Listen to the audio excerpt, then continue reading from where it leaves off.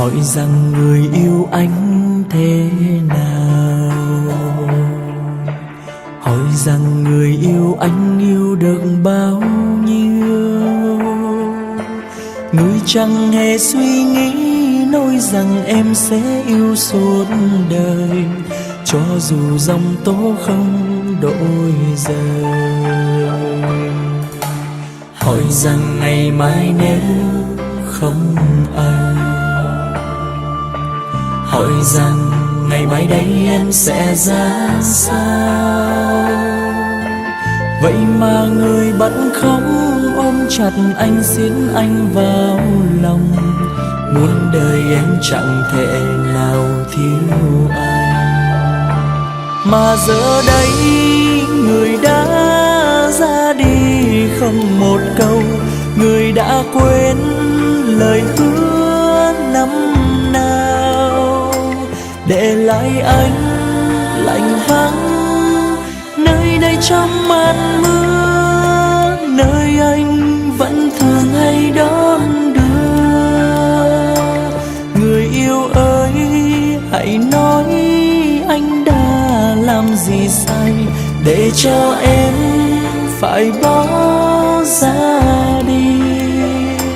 Phải chăng em đã hết yêu anh như ngày xưa, con tim em đã vội đổi thay. Cuộc đời này có lắm phong ba,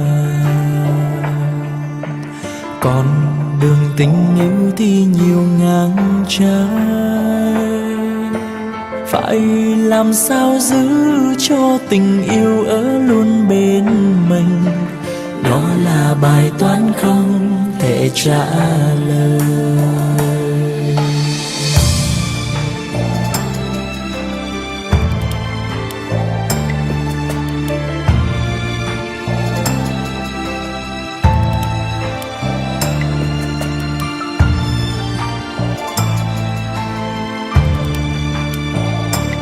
Mà giờ đây người đã ra đi không một câu, người đã quên lời hứa năm nào, để lại anh lạnh vắng nơi đây trong màn mưa, nơi anh vẫn thường hay đón đưa.